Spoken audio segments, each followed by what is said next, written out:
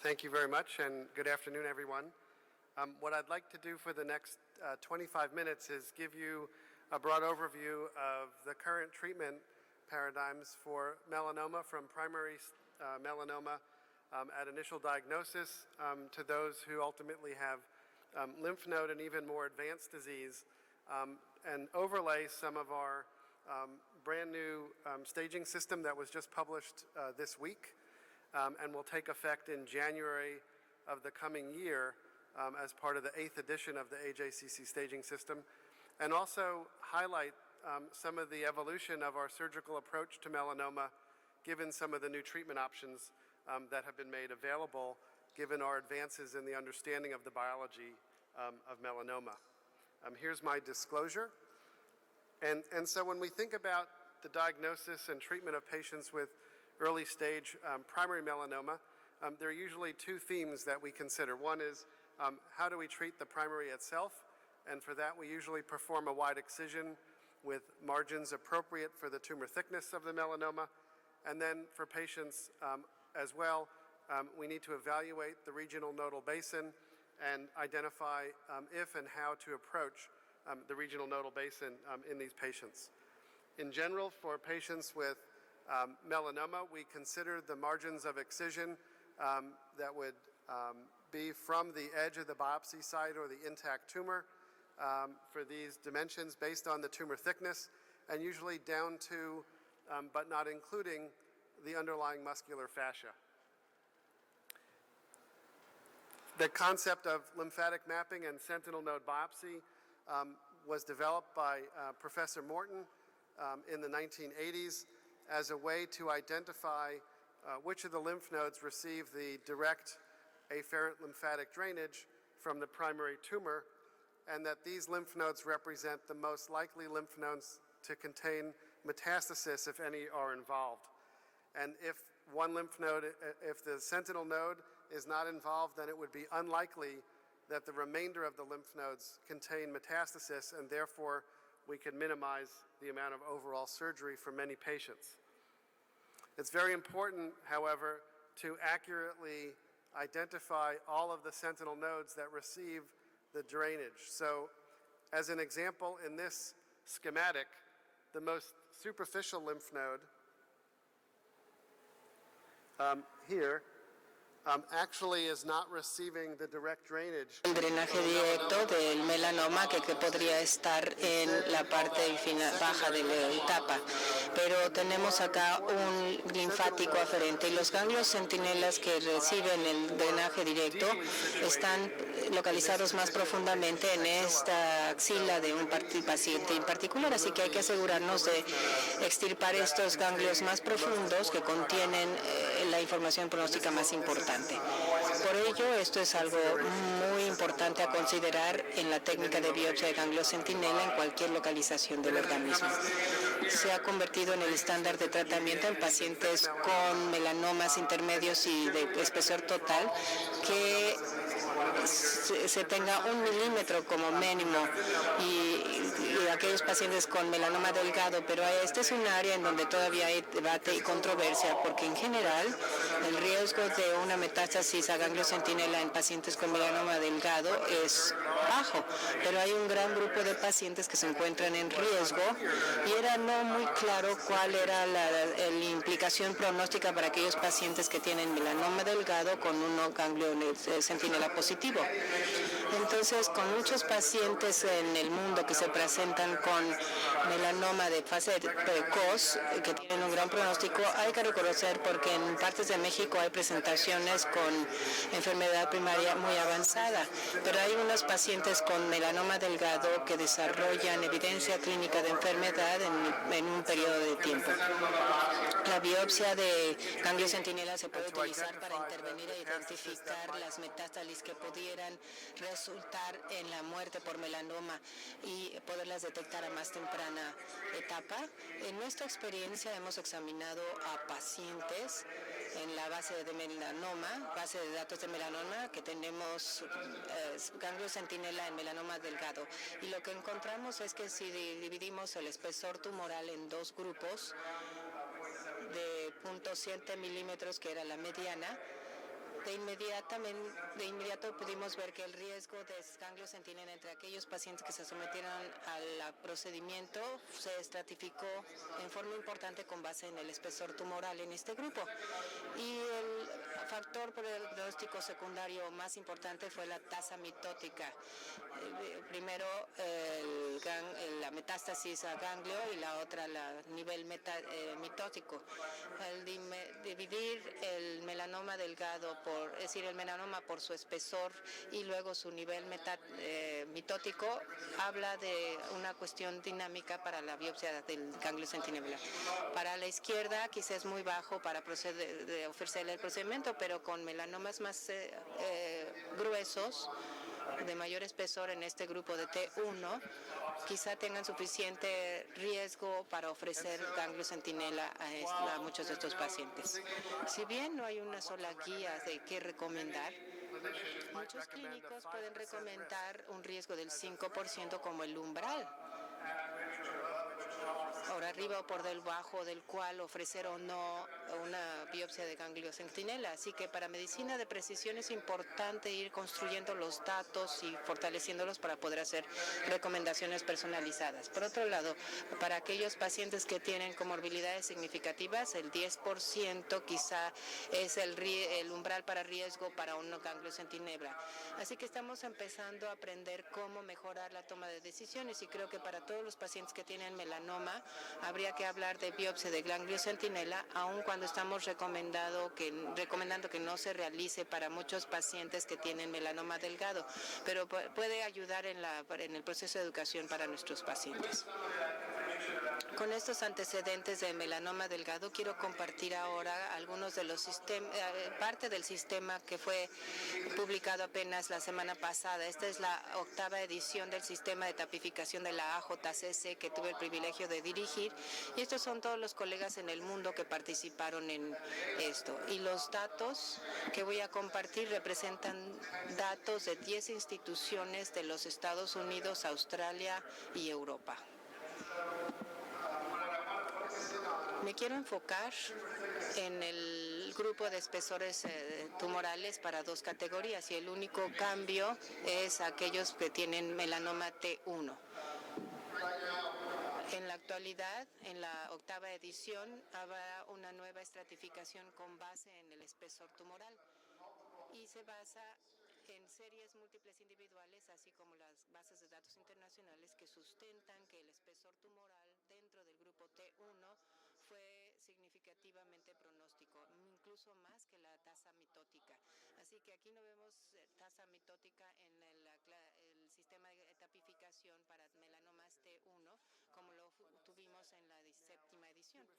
Ahora el espesor tumoral y la ulceración van a definir la categoría T1.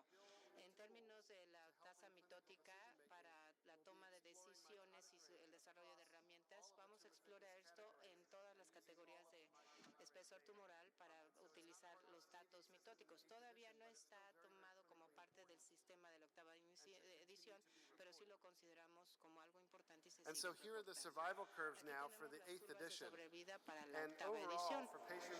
En general, para los pacientes que tienen melanoma T1, T1A y B, en rojo y en verde hasta arriba, con 96 y 98% de sobrevida a 10 años.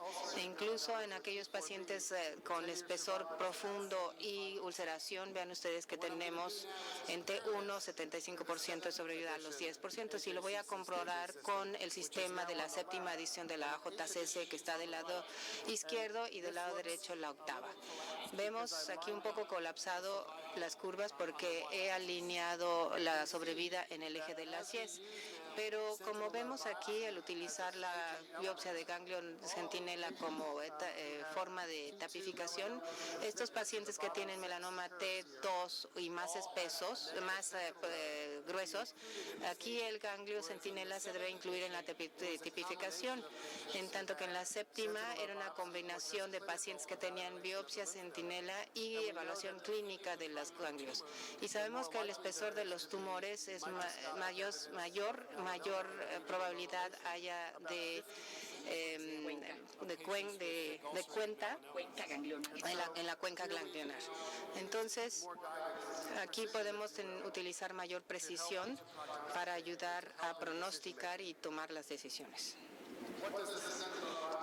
¿Qué hace el ganglio centinela en términos de sobrevida? En la introducción escuchamos sobre el estudio que se llama el MSLT1, que es un estudio de biopsia de ganglio centinela versus observación, y para aquellos que desarrollaban enfermedad regional se hacía una disección de ganglios locales. Ahora, si nos enfocamos en pacientes que tienen biopsia central de ganglio centinela positivo en amarillo contra aquellos pacientes que tuvieron una excisión amplia y luego desarrollaron enfermedad ganglionar con el tiempo, la sobrevida fue mejor si la enfermedad microscópica se identificaba más tempranamente, lo que sugiere y sustenta que las metástasis macroscópicas pueden volverse clínicamente relevantes con el tiempo. En los últimos 20 años o más, para los pacientes que tienen un ganglio centinela positivo, una disección completa se ha recomendado para ayudar a etapificar y evaluar y mejorar el control ganglionar regional, particularmente en aquellos en donde no tenemos terapia sistémica, y también para beneficio de sobrevida positivo. Cuando la patología de la disección de ganglios linfáticos se explora, solamente 9 a 20% de los pacientes va a presentar alguna evidencia de melanoma microscópico en el momento de la disección ganglionar. Entonces, la pregunta que se nos hace es si una disección ganglionar completa después de un centinela positivo es realmente necesaria. En nuestros propios datos, en general, 14% de los pacientes presentaban un ganglio centinela positivo temprano en nuestra experiencia con la biopsia de ganglio centinela. Pero han sido en los últimos 10 a 15 años que 10% menos de pacientes han presentado enfermedad microscópica en la cuenca ganglionar. Así que la mayoría, por histología convencional, no tienen enfermedad ganglionar que haya sido identificada en el espécimen de ganglio. En varias instituciones se han creado modelos en nuestros colegas en Sydney, Australia, lymph node disease at the time of the completion lymph node dissection. De completar la disección ganglionar. La pregunta aquí es si necesitamos hacerlo, de hecho o no. Sabemos sobre la morbilidad significativa de la disección completa ganglionar, particularmente aquellos pacientes que tienen metástasis en la ingle. Y hay algunos datos, el MSLT2, cuyos datos están siendo analizados y seguidos, y estos son los pacientes que tienen un ganglio positivo que son aleatorizados al recibir disección completa o ganglio centinela. Es un estudio registrado en Europa, el MINITOP, que está explorando la sobrevida global para aquellos pacientes que tienen carga tumoral.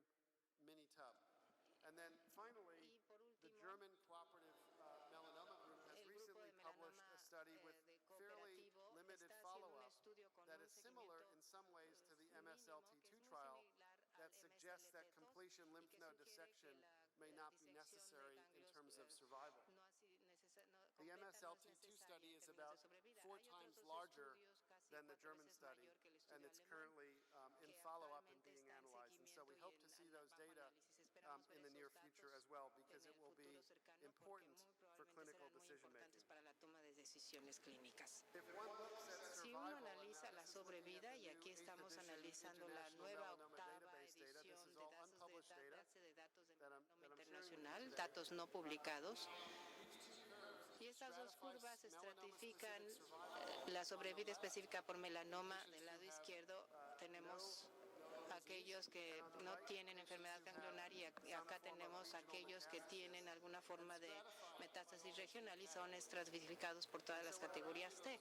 Lo que quiero que observen aquí es la importancia del espesor tumoral y la ulceración en términos de la desenlace de sobrevida. Si vemos en el lado derecho, incluso en pacientes que tienen enfermedad ganglionar. Y esto es importante porque conforme hemos hemos refinado la categoría N del sistema de tapificación AJCC y sé que puede ser un poco difícil de ver esto. Quiero resaltar los cambios que en realidad son limitados pero importantes. Para la categoría A y B, que representan enfermedad ganglionar o evidencia clínica de enfermedad, son los mismos que lo que eran en la 7ª edición previa. Lo que se ha editado ahora es un mayor detalle en términos de satelital, en tránsito o microsatelital como enfermedad. Y esto es un nuevo elemento en la categoría N, en donde está o ausente o presente. Entonces, por ejemplo, un paciente con una enfermedad N1 sin ganglios afectados pueden no tener enfermedad microsatelital. Y si vemos los pacientes N2, tenemos 2 o 3 ganglios, y para N2C ahora tenemos un paciente que tiene un solo ganglio, pero con presencia de enfermedad satelital o en tránsito. Así que es con un efecto como de escalones, como lo hace la ulceración en el impacto de la categoría T. Vemos el mismo tipo de aspectos observacionales en estas enfermedades en tránsito o microsatelitales. Esto nos recuerda que esto tiene opciones de tratamiento y se tiene que incluir en la etapificación. Estas son las nuevas curvas de sobrevida en pacientes que tienen melanoma etapa 3. Ahora tenemos 4 grupos pronósticos que se basan en el espesor tumoral y la ulceración, así que las 8 categorías se han incorporado con el número de ganglios linfáticos involucrados y la evidencia de enfermedad no ganglionar regional. Así que estas categorías T y N que ya les mostré anteriormente en la parte primera de mi plática, al mapearlos a la sobrevida, estas 4 categorías fueron las que se pudieron obtener. Y si ahora comparamos estas categorías a la 7ª edición, a la etapificación de la 7ª edición, hay que resaltar algo. Para aquellos pacientes que tienen enfermedad 3A, y no puedo revisar todos los detalles, estos son pacientes que tienen melanomas relativamente delgados T1A, B y T2A y que tienen 1 a 3 ganglios centinelas comprometidos. Este es un gran número de pacientes con enfermedad relativamente reciente que tienen enfermedad ganglionar. Y estos pacientes en rojo del lado izquierdo tienen una sobrevida a 5 años del 93% y una de a los 10 años de 80%. Y esto es sobrevida específica a melanoma. Así que hay muchos clínicos que quizá no ofrezcan biopsia de ganglio centinela, más bien terapia sistémica adyuvante a estos pacientes por el bajo riesgo, el relativo bajo riesgo. Y esto es algo que vamos a hablar. Y comparemos esto con los pacientes en estadio 3A. Son pacientes que tienen enfermedad ganglionar también y un primario no ulcerado. Y vemos la diferencia significativa en la sobrevida a 10 años. Hay mucha heterogeneidad todavía, pero creo que podemos capturar mejor el pronóstico favorable de muchos pacientes con enfermedad ganglionar relativamente pequeña, particularmente en tumores delgados. Y algunos de estos datos con un pronóstico más favorable puede explicar también por qué muchos de los estudios clínicos recientes y terapia adyuvante para melanoma no tiene suficiente poder y tuvo mayor necesidad de seguimiento porque hubo menos eventos, porque los pacientes realmente evolucionaron mejor. Esto tiene implicaciones importantes en la toma de decisiones y en el diseño clínico. Quiero brevemente evaluar cómo la medicina de precisión se puede mapear entre el cirujano y el laboratorio, y tuve la fortuna de coliderar el proyecto Atlas de Genoma de Cáncer, que fue una iniciativa fundada por los Institutos Nacionales de Salud que explora diferentes perfiles moleculares dentro de diferentes tumores, o más de 40 tumores. Y este fue publicado el año pasado. Desde el punto de vista quirúrgico, muchos de los especímenes que fueron tomados para este perfilamiento molecular, tenemos ganglios linfáticos y enfermedad metastásica con una fracción solamente de pacientes que tenían tumores primarios de suficiente espesor, que tuvieran suficiente volumen, que pudiera congelarse el espécimen para el momento del diagnóstico inicial y para poder hacer el procesamiento molecular. Cuando vemos los datos de mutación del melanoma y lo presentamos con los demás tipos tumorales que se han explorado en el proyecto TCGA,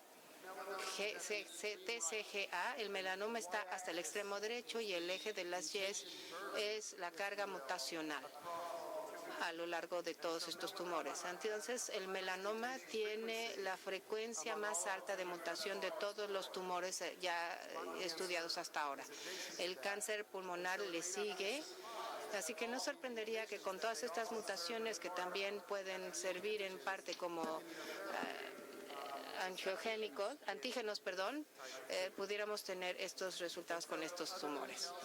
Para otros detalles, les invitaría a revisar este artículo mismo, pero lo que hace este análisis de melanoma en 400 tumores es establecer un marco para las mutaciones distales, y la BRAF es un componente importante de nuestras estrategias terapéuticas para los pacientes con melanoma, y aprenderemos más de ello en esta sesión.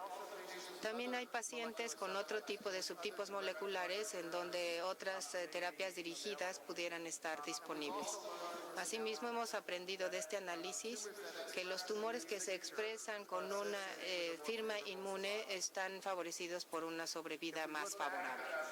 Si analizamos hace 6 o 7 años y tratábamos de desarrollar mejores herramientas, la AJCC desarrolló esta, y ahora podemos ver que conforme tomamos más datos clínicos, patológicos, moleculares e inmunológicos, estos tumores pueden mejorar la toma de decisiones y las herramientas para toma de decisiones. Y como parte de la AJCC, un grupo central de medicina de precisión fue organizado para poder desarrollar un marco de referencia para la validación de las herramientas clínicas. En la revista DCA, publicado por la Sociedad Americana de Cáncer, los criterios que ayudaron a validar una herramienta clínica para el uso en la toma de decisiones clínicas ha sido publicada hace apenas unos meses, y se va a convertir en un mecanismo a través de la cual la AJCC pueda potencialmente aprobar algunas herramientas validadas para la toma de decisión clínica. Lo que hemos aprendido es que una mala calidad de reporte de muchas de las herramientas que han sido publicados en las páginas de Internet o en muchos artículos no funcionan y no protegen a los pacientes a menos que podamos validar estas herramientas. Entonces, la AJCC está trabajando para desarrollar herramientas validadas a través de diferentes tipos tumorales, incluyendo el melanoma. Es muy evidente que el melanoma y las opciones de tratamientos han explotado en los últimos 5 años o más, con avances en nuestro conocimiento de la biología, la inmunobiología, de la biología molecular, que han dado lugar a aprobaciones de inmunoterapias y terapias dirigidas, como ya se presentó al principio de la sesión. Estamos reconociendo entonces que hay pacientes que pueden curarse. Ahora, podemos pensar en formas de maridar diferentes estrategias, ya sea con inmunoterapia o terapia dirigida y cirugía dentro de este contexto. Bueno, aquí tenemos un ejemplo de imágenes y patología de una femenina que tuvo un melanoma del brazo derecho previo y que se presentó después con recidiva voluminosa axilar, que era irresecable, era limítrofe, y presentó 8 semanas de tratamientos neoadyuvantes con BRAF y MEKI, porque tenía expresión de una mutación BRAF. Luego se le hizo una disección axilar, y durante la disección la patología mostró fibrosis sin enfermedad residual o tumor residual. Eso establece un marco de referencia para ver si podemos mejorar nuestras estrategias terapéuticas al combinar estos abordajes y que se puedan convertir en el estándar de tratamiento en muchas mujeres con cáncer de mama.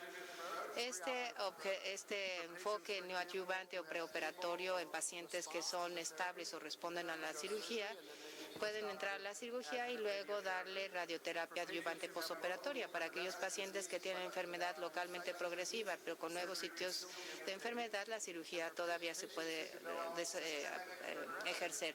Y aquellos con progresión sistémica podrían no seguir con cirugía, sino continuar con terapias sistémicas.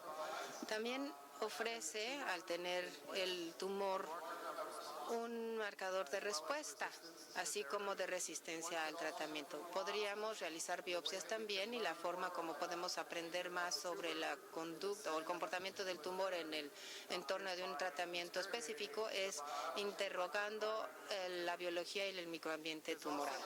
También hay datos que sugieren que la cirugía puede ser más efectiva cuando el paciente está respondiendo a la terapia sistémica, y se pueden configurar estudios clínicos utilizando este enfoque. Aquí tenemos un estudio para aquellos pacientes con enfermedad regional avanzada o con enfermedad pequeña oligometastásica estado 4 que tienen mutación BRAF. Y los pacientes presentaron cirugía de primera intención, que es el estándar de tratamiento, o tratamiento neoadyuvante con la combinación de inhibidor BRAF y inhibidor MEK. Y después de 8 semanas de la resección quirúrgica, en el momento de diagnóstico en el grupo control o retapificación y cirugía después de las 8 semanas de tratamiento dirigido. Esto nos permite entonces realizar biopsias longitudinales y análisis de biopsias para tratar de caracterizar inmunológica y molecularmente a estos tumores, y las pacientes puedan saber más rápidamente sobre las estrategias. Sin entrar en grandes detalles, este es otro estudio que hemos empezado en el MD Anderson, que incluye anti-PDL1 como neoadyuvancia versus combinación neoadyuvante de anti-PDL1 y seguido de cirugía, resección quirúrgica seguido con anti-PDL1, explorando, por supuesto, múltiples tumores y marcadores hemáticos. Y aquí hay un abordaje más translacional para hacer esto antes, durante y después del tratamiento, para caracterizar al paciente, identificarlo, predecir su respuesta, resistencia, toxicidad, y luego desarrollar mejores estrategias terapéuticas y estudios clínicos para continuar elevando la barra o el estándar e identificar nuevas estrategias de combinación para estos pacientes. Así que, en conclusión, estos son momentos muy emocionantes en melanoma, y ha habido mejorías en la etapificación y clasificación que han dado lugar al desarrollo de herramientas clínicas validadas para mejorar la toma de decisiones, y también hay mejor manejo personalizado, multidisciplinario, con opciones terapéuticas y desenlaces basados en la mejor comprensión de la biología del melanoma. También a nuestros pacientes con melanoma les ha favorecido, y les agradecemos a todos aquellos que hayan participado en estos estudios para mejorar la atención de aquellos otros pacientes que más adelante pudieran necesitarlo. Muchas gracias por su atención.